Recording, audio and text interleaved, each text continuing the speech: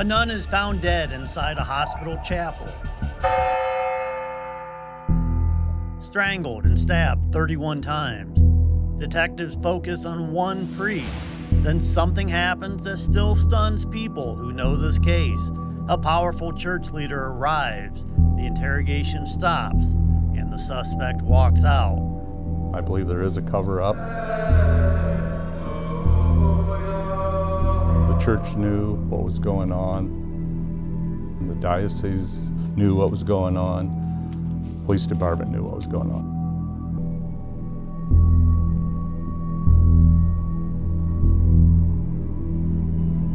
For 24 years, the case sits cold until a letter appears containing allegations so extreme, some investigators struggle to believe them. But one name stops them cold: Father Gerald Robinson. What follows becomes the trial unlike anything Toledo has ever seen, and for many a conviction that answered who. But the story isn't only about who, it's about the question that still hangs over everything. Did the church protect one of its own?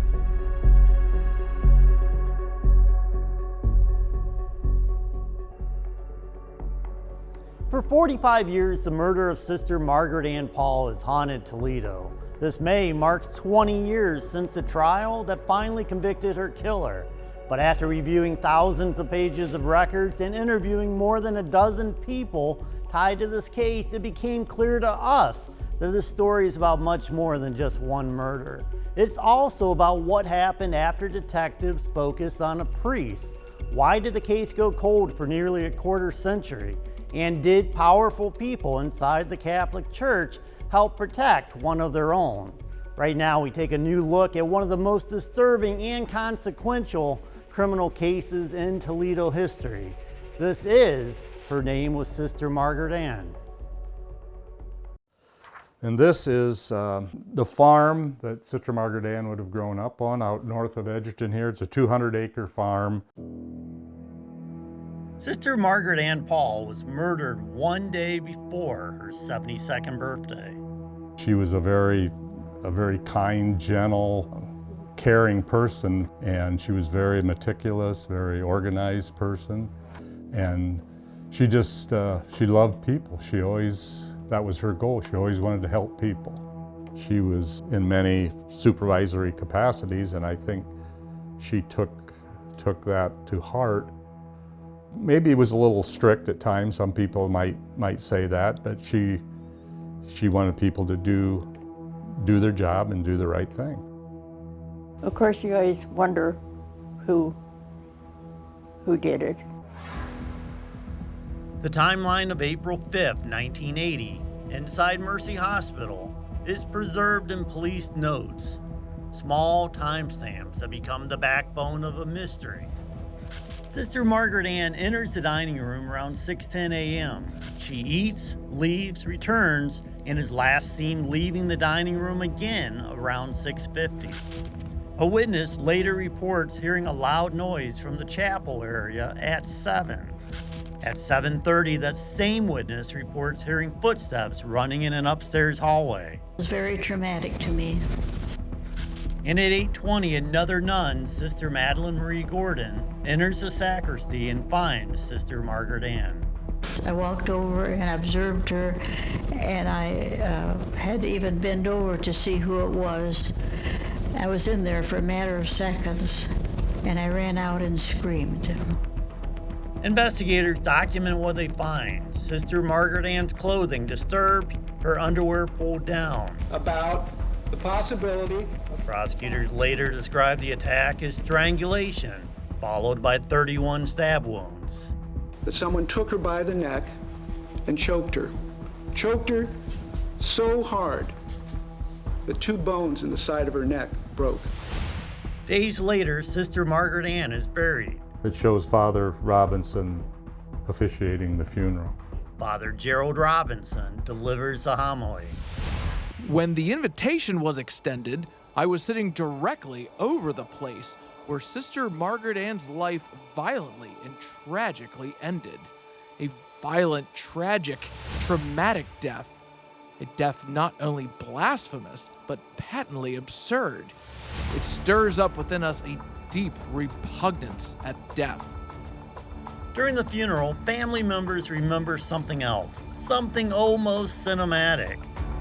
A storm erupts, the chapel is rocked by a heavy rain, and the doors blow open. The chapel illuminated, the windows along the side were being pelted with water or maybe hail, I don't know. There was a glass dome on top, I believe there was a cross on top. That thing was just shaking and rattling.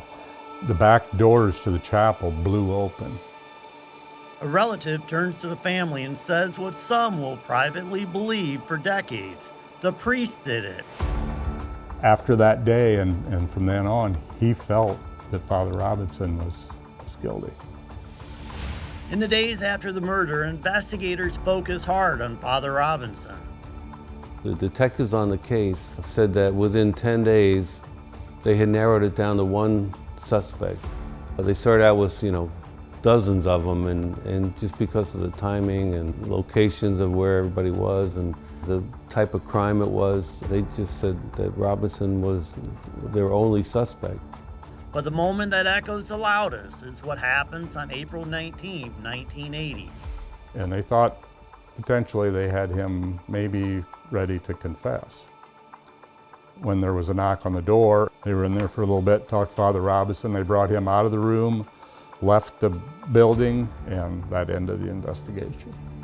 Father Robinson is free to go, and the entire murder investigation is over in 3 weeks flat. And for 24 years, the community debates who knows the truth about who murdered Sister Margaret Ann Pahl. I would love to know the truth. Everybody always asks, is there one day in history you'd go back to? It's not the birth of Christ, it's not the day JFK got shot, it's April 5th, 1980.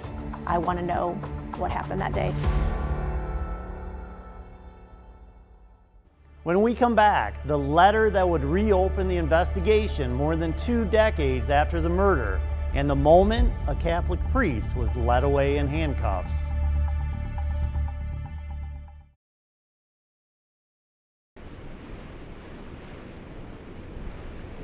On June 11, 2003, a woman appears before the Diocese of Toledo's Review Board after sending them a letter. She describes ritual abuse spanning decades.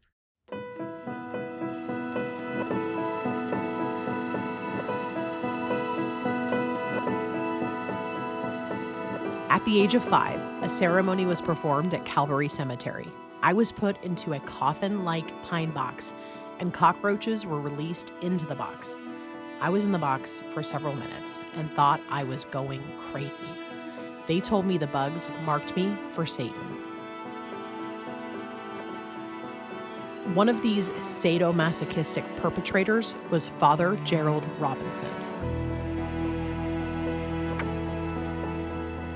We really do care that these cases are not sitting on a shelf somewhere gathering dust. The letter makes its way to people who have a job built for cases like this. Prosecutor Julia Bates' cold case team, a team she built in the late 1990s. It's a group that solved the Cook brothers' serial killings, murders that also began in 1980. We said, we have to do this. We're going to do this cold case. And then we said, how many other cold cases could we do? How many other cases are there that we now could look at with new eyes? Not only DNA, but maybe other technology that we didn't have. And it was amazing. I mean, it truly was. It took off and we solved so many cases and brought closure to so many people. I get the chills talking about it. Tom Ross and Steve Forrester look at the file again, this time with those fresh eyes, modern testing, and a willingness to reopen evidence many assumed would never be touched again. The accusations in the letter were pretty extreme, and some of them hard to accept as being true.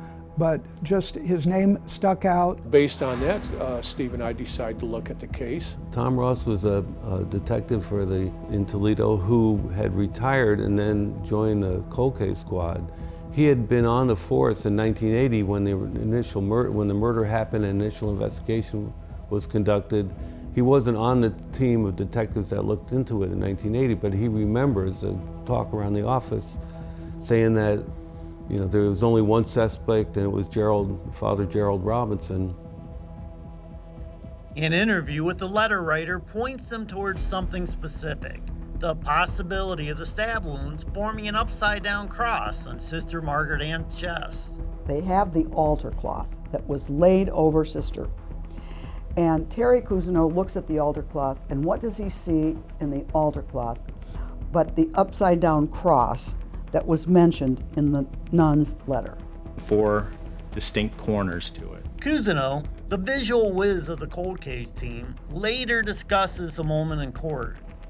Looking at this pattern, not only did it fit the form of a cross, the symmetry and the precision of it would suggest to me that something was used as a template. Prior to this case, in your involvement, Father Jeffrey Grob, an expert on Catholic rituals, tells detectives the killer was carrying out a ritualistic ceremony. It's an image of penetration. In a sense, you're stabbing something through the sacred. Blood is involved. It's a mockery. I mean, the inverted cross on the person is a mockery to God. It's a mockery to the person.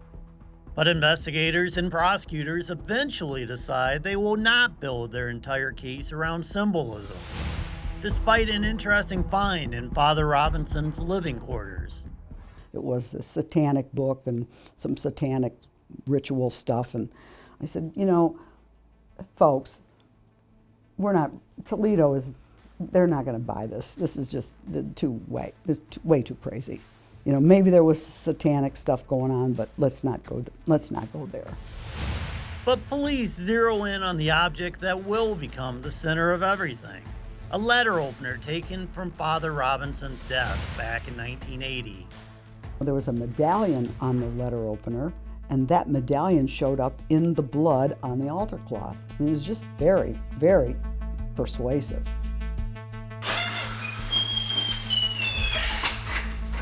And in April 2004, Ross confronts Father Robinson.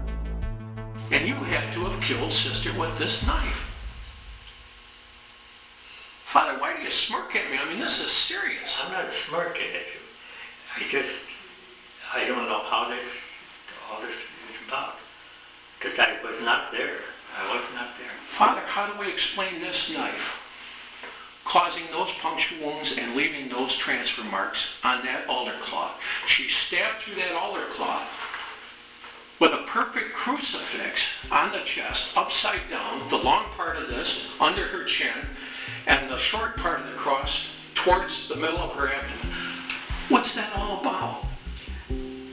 That I don't know. But police say Robinson also lied about hearing a confession and wasn't truthful about his whereabouts at the time of the murder. Later that day, Father Gerald Robinson is arrested for murder. I don't think he did that. It's just not, it's so out of character for him. If it was him that did this, it's terrible. And the fact, it's kind of scary, actually. Shockwaves go through the city, and parishioners bail Robinson out of jail. And I know Father would say, don't do it, because he's that kind of a person. Whatever can help him, and if I can get more, I will. I'll just quit my spending or something else. I was sitting in my cubicle, and Chris Hall came up, and she was the police reporter, and she asked me if I knew anything about a Father Gerald Robinson. I said, why do you ask? And she goes, well, I think he's about to be arrested. I said, arrested for what? And she goes, murder. And I said, murder? I almost fell out of my chair. He's clinging to his faith. Defense attorney John Thebes gets a call from a priest he knows. The request is simple: talk to the family. He agrees, and at his kitchen table the next day, he's asked to take the case. I think he'd been arrested on a Friday. They came over on a Saturday, right here at the kitchen table, and asked me to take the case. He meets Robinson in the jail. He was a very confused man. who didn't have a friend in the world at the jail. Thebe says the reality of defending a cold case hits immediately. While the government has had decades to test evidence and revisit theories, the defense starts late, trying to catch a train that left the station 24 years earlier. We're running a race where the government is halfway finished by the time we even get the discovery. But investigators believe they need something stronger than just theories and timelines. They want a physical link between the letter opener and the wounds. With the family's permission, Bates authorizes the exhumation of Sister Margaret Ann. The holes in the altar cloth were made by something that had the same tip as the letter opener. But wouldn't it be better to have her body? And if we could do that, we should do that. This was from them. They were the experts. So of course, if we can do that, we should do that. And so we did that. We did a secondary autopsy, and that was when Dr. Scala Barnett, the coroner at the time, excised a portion of her mandible and discovered a defect that ultimately was a perfect fit for the tip of the letter opener. And as she testified, it fit like a key in a lock. Now, when we come back, Toledo becomes the center of an unprecedented trial. The media from around the world arrives. Jurors are asked whether they can convict a priest, and the defense points to the one piece of evidence they say should have stopped the case cold.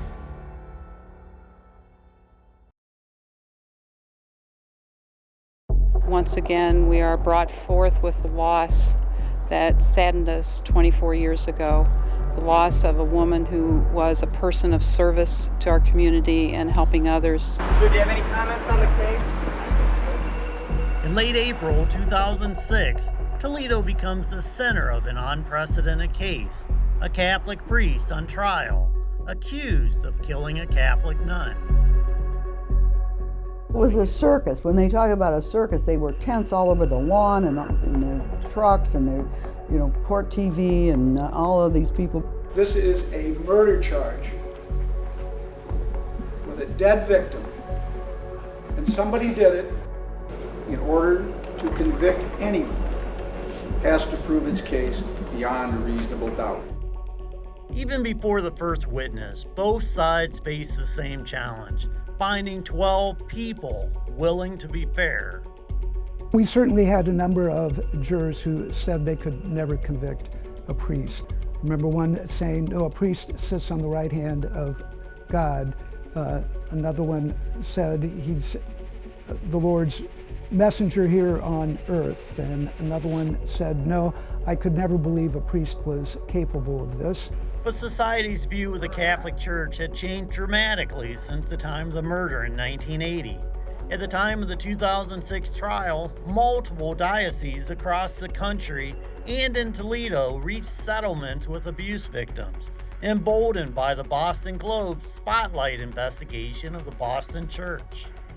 If Gerald Robinson had been a janitor in 1980, he most likely would have been charged, tried, and convicted in 1980.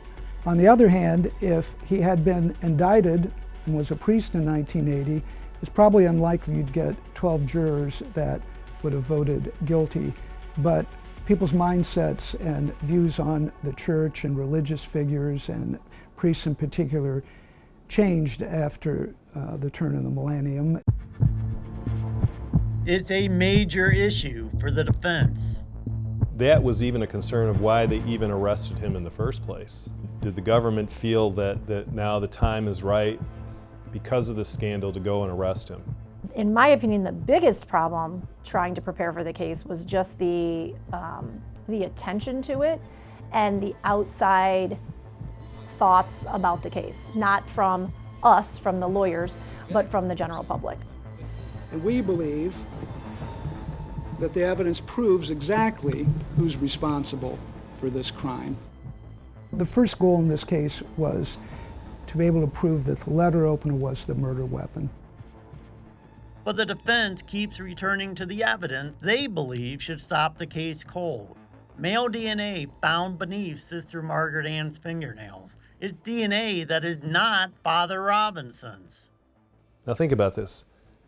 A nun who lives at the hospital with other nuns gets up in the morning, goes to breakfast at a cafeteria at the hospital, sits by herself, and goes to the chapel. No interaction with a male whatsoever. And we have male DNA underneath her fingernails. The DNA does not identify another suspect. It does not solve the case by itself, but it becomes the defense's clearest question for jurors. How does that DNA get there?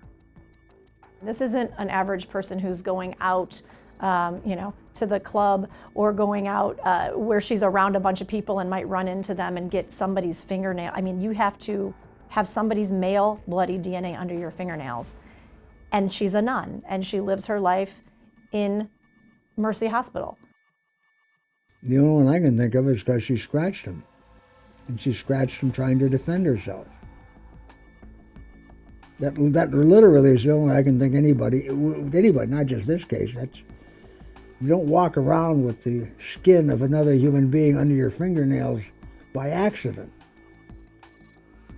You have to understand, in 1980, DNA evidence as we know today was completely unknown. I don't think it was first used in a criminal case until the mid-1980s and really didn't come to full fruition until the 1990s. People were not gloved, they were not gowned when they went into that sacristy. The defense also challenges a murder weapon. They argue prosecutors cannot prove the letter opener made the wounds. Not one expert, not one with any credibility anyway, came in here and said, ladies and gentlemen of the jury, this is the weapon. Instead, they focus on what was missing from the chapel, Sister Margaret Ann's scissors. We had an expert who said that it was very possible that it was a pair of scissors, which was the one thing that was missing from the scene was Sister Margaret's scissors that she used to cut the wicks for services. That was something that was missing. That was an aha moment that John Thebes had one night late. I said, what household item does that look like to you? And she said, While talking on the phone to his mom, he drops a blood transfer report prepared by an expert. The report fell from my lap onto the floor. And I looked at that picture differently when it was on the floor than I did when it was, either at my desk or my lap. Kind of like you see things in a cloud that maybe you didn't originally. And when it fell on the floor, I saw a pair of scissors. I saw a unique long blade. But in the jury's mind, it's a Hail Mary. The state simply reminds them of Father Robinson's lies. We don't expect priests to kill, do we? But do we expect them to lie to the police during a murder investigation? Who lies to the police during a murder investigation? Maybe the one who did the crime? A juror's notes obtained by 11 investigators show the letter opener is the deciding factor. After weeks of testimony and argument, the jury deliberates for about 6 hours over 2 days. Defense attorneys watch the jurors return. Alan told me what I knew in my heart as we watched them came out. And he said, this isn't good. Exactly. Father Gerald Robinson is found guilty of murder. With the jury, will the defendant rise? Find the defendant guilty of murder. Father Robinson is sentenced to 15 years to life. All the media was assembled and we made statements and took their questions. The jury has spoken, and unfortunately that's the way it is. And after that, we went to the jail to see him and talk to him about next steps and what had happened, and I told him I was sorry. He would have to have the coincidence. Robinson's appeals continue for years. Contrary to many other people, I'm absolutely convinced he was innocent. And this small, timid man with very petite features. I mean, I could put my hand and circle his wrist without any difficulty. And yet he supposedly stabbed this nun to death 30-some times. But sitting here today, looking back, you think he was 100% innocent? Yes, without hesitation. It's not what defense counsel. In July 2014, his appellate attorney visits him in hospice at the Franklin Medical Center. He was resigned. I mean, he had his Catholic belief firmly in his hand as he's passing on. He's ready to get to the good side. And he wasn't resentful. He felt, I think, that having been down in that area, the hospice section, he had a chance to talk to some of the other dying prisoners. Robinson dies days later on July 4th, 2014. His conviction stands. A priest convicted of killing a nun. For many people, the verdict ends a mystery, but for others, the conviction sharpened a central question. Why did it take so long, and what did the church know? After the break, the case may be closed in court, but possibly the biggest questions are still unresolved. Why did the original investigation stop so suddenly? Why did key reports disappear? And did church leaders help protect Father Robinson while Sister Margaret Ann Pahl was left behind? This is what we're asked to investigate, and this is what we found.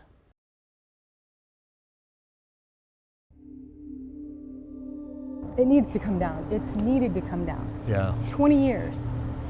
We've been asking the same thing for 20 years. It's been long enough, that's for sure. That's right. So, yep. Two people bound by decades of unanswered questions, and what they say is painful betrayal. Claudia Versalati and Lee Paul visit a sign honoring Monsignor Jerome Schmidt, a priest they say helped bury the truth. The Toledo Catholic Diocese was a part of the problem, and they should be a part of the solution.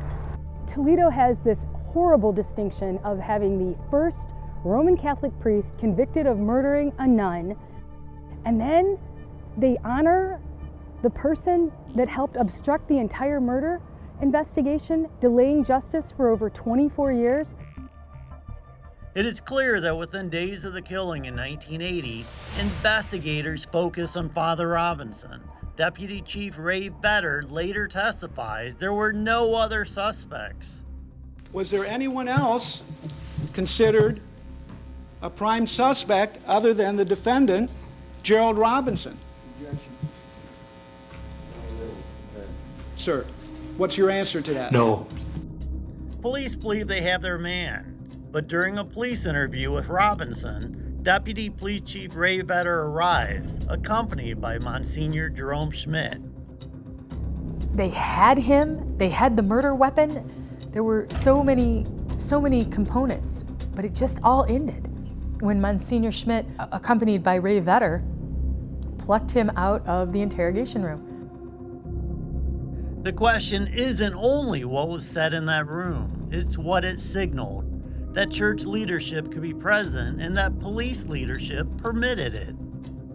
I talked to some policemen that worked in Toledo in 1980, and they said you could not arrest a priest.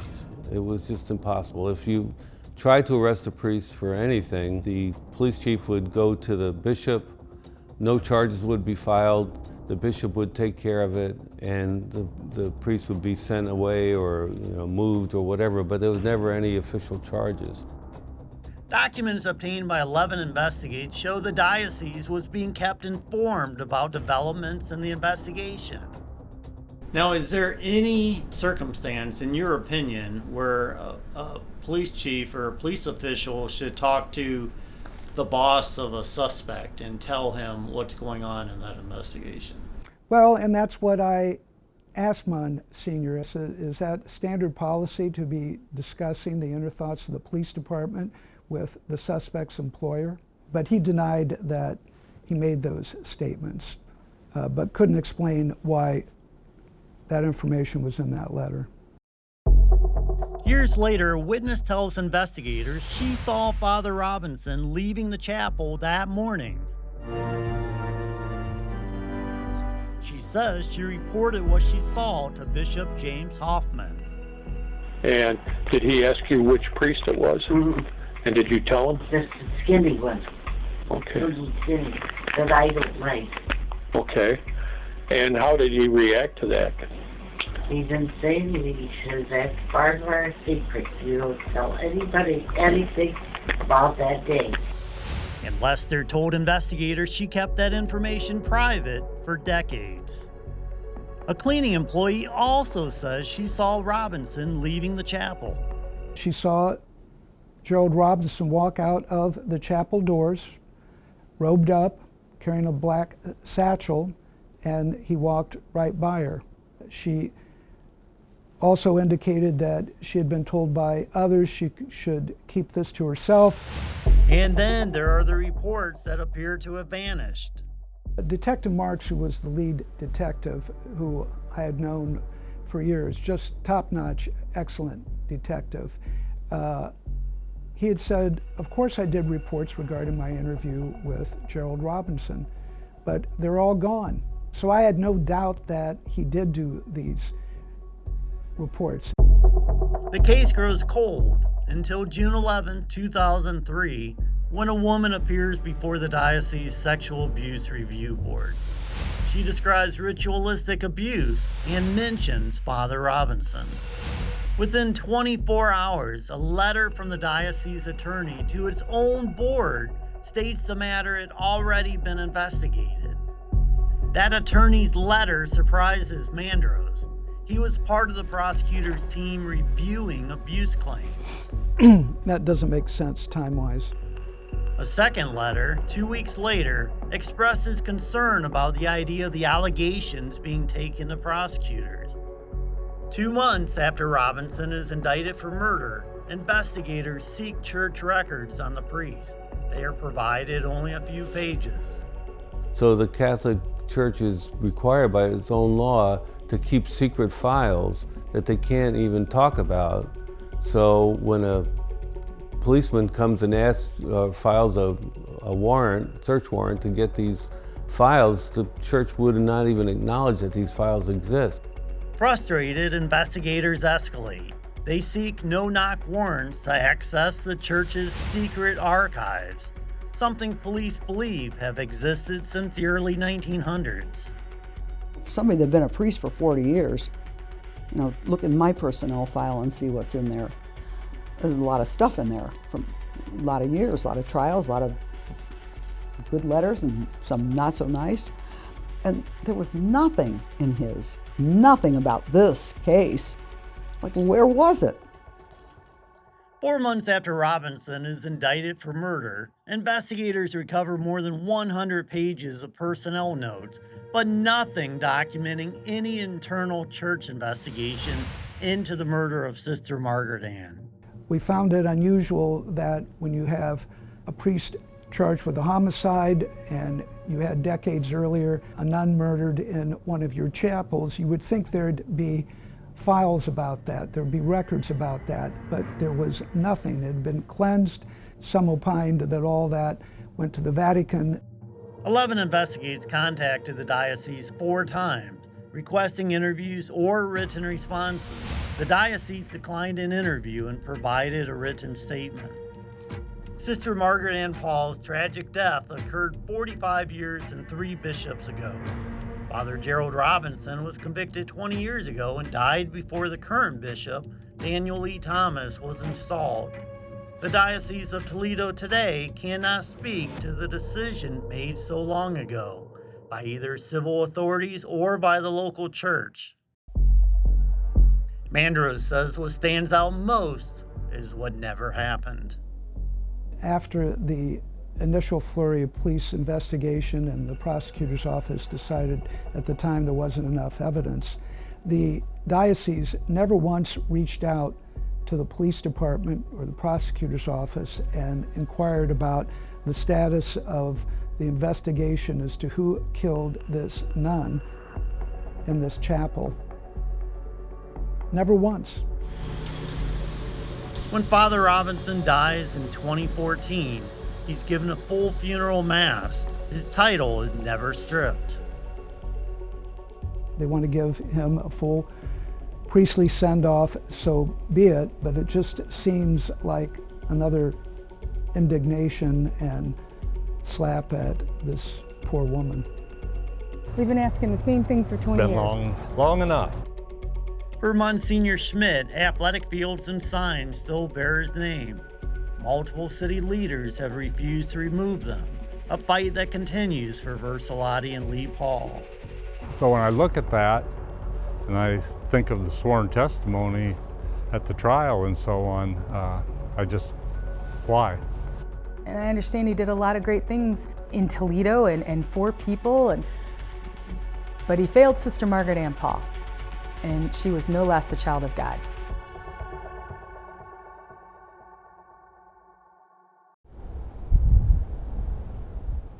Just days before this documentary was released, another severe storm swept through the area, bringing down trees and damaging Calvary Cemetery, where Father Gerald Robinson is buried. Groundskeepers said it's the worst damage in years. At Father Robinson's gravesite, a damaged angel lay with a broken wing. Lee told us that the timing was not a coincidence, and it took him back to the storm at his aunt's funeral. When finished with the Mass, we were taking the casket out. They opened the doors to go out, and things had subsided, and there was a big, beautiful rainbow out there. I know my sister is in heaven. This is Sister Margaret Ann. This is my father, and this would be her parents, and then the siblings. There was 9 in the family. There were 5 girls and 4 boys. And she was the 4th oldest. She was a registered nurse, a science teacher, supervisory positions in different hospitals over the years. She was the administrator of Mercy Hospital in Tiffin. She was the administrator of St. Charles Hospital in Toledo. I just remember her as a kind, gentle person. She had a radiant smile. Her name was Sister Margaret Ann, and Lee hopes no one ever forgets.